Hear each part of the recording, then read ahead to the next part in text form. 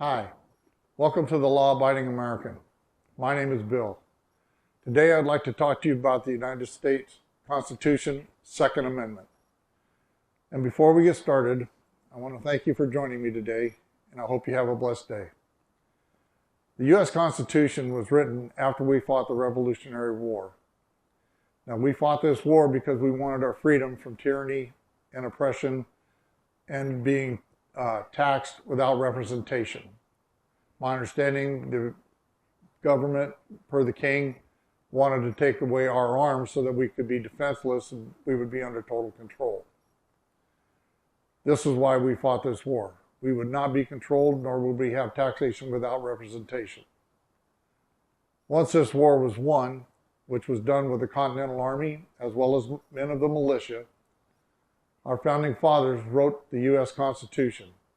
The 13 colonies got together, drafted this document after quite some time, and we moved forward from that point. Part of this document is the Second Amendment, and that Second Amendment defends the rest of the Constitution as well as this country. Now, we really all need to stand up and really understand what is going on in that Constitution. And I'm going to start with the first paragraph today so that we can get this started. And that is, we the people of the United States, in order to form a more perfect union, establish justice, ensure domestic tranquility, provide for the common defense, promote the general welfare, and secure the blessings of liberty to ourselves and our posterity, do ordain and establish this U.S. Constitution for the United States of America. Now, this document basically told the world, hey, we are an independent country. We are our own selves. We're going to take care of ourselves. Now, the most important part of that document is the first three words. We the people. Which means it's not we the rich are going to control this government. Not we the Democrats are going to control this government. Not we the lobbyists. It is we the people. In other words, we tell the government what they can and cannot do. This is what our representatives are supposed to do. Because when our representatives take the oath of office, they swear an oath to support and defend the U.S. Constitution both against all enemies, both foreign and domestic. And I'm sorry, but right now, we do have a domestic enemy against our Constitution, and that is the Democrat Party. You see them violating it almost every day on a daily ritual. But anyway, that will be for another story. But anyway, we the people is the most important part of the very first paragraph.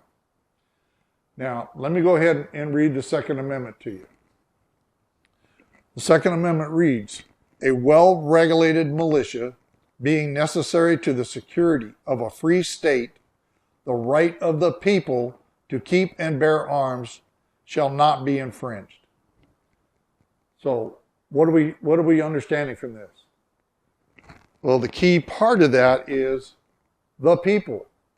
Remember, in our first paragraph, we the people. In the Second Amendment, we have the people. So, to clarify this, the reason it reads this way is because we the people are the militia of the United States. Now, the militia is basically, according to what I understand, is the men of the United States who are of age to fight for this country and can join the military. They are part of the militia. They're not in the military. They are of age to join the military. Now, that is where the militia comes in. So if we go to war and our army is not enough, or the military we have is not enough, the people of this country now become the militia to help defend this country, if they so choose. To my understanding, it's not a requirement. But as an American, yes, I'll stand to defend this country against all foreign and domestic. Now, you go into it a little further, where it says, to keep and bear arms. Now, I'm sorry, it doesn't specify what arms that you can and cannot have. Because our founding fathers understood and knew technology is going to advance. The more it advances, the better our arms will be that we need to better defend our country, as well as ourselves. So it doesn't specify what arms or anything that we can have or whatnot to defend this country. So anything that is available out there, according to our U.S. Constitution, we are allowed to have. Now, the very last part of this is, shall not be infringed. Do you understand this? Okay, let's break it down a little bit. The word shall, that means you're going to do it. I shall go here, or I shall do this. That means you're telling me this is what's going to be done. The word not means, no, you can't do that. Okay? Infringed means you're going to stop somebody from doing something, or you're going to block them to do this, or whatever. But you're not going to allow it because you're going to infringe upon them to not be able to do that. This is why this part of the Second Amendment is so important. Shall not be infringed. That means that no one can do any law or do anything that will stop an American citizen from getting and owning an arm so that we can defend ourselves. Now, it doesn't say that you can only carry it in your house. It doesn't say that you can only carry it to your truck. It doesn't say you can only take it to a shooting range. The Second Amendment clearly states the right of the people to keep and bear arms shall not be infringed. That means you should be able to carry it anywhere you want. You can go anywhere you want with a firearm. Whatever you need to do so you can defend this country as well as yourself. But we got too many people out there trying to take that away from us. They are violating the laws of the United States Constitution, they are violating the Second Amendment of the United States Constitution with these laws that infringe upon your right to own an arm. Now, as I mentioned in the beginning, our representatives take an oath in office to support and defend the U.S. Constitution. So it is my opinion that any representative of any part of any government in any state that files a motion, a law, a bill, or anything that infringes upon the right of the American people to not allow them to have arms should lose all government-paid security, and it should be illegal for them to hire any private security. They should be made to live the way the American people are made to live as victims when they pass these laws. Now, that may seem a little harsh because they are our representatives.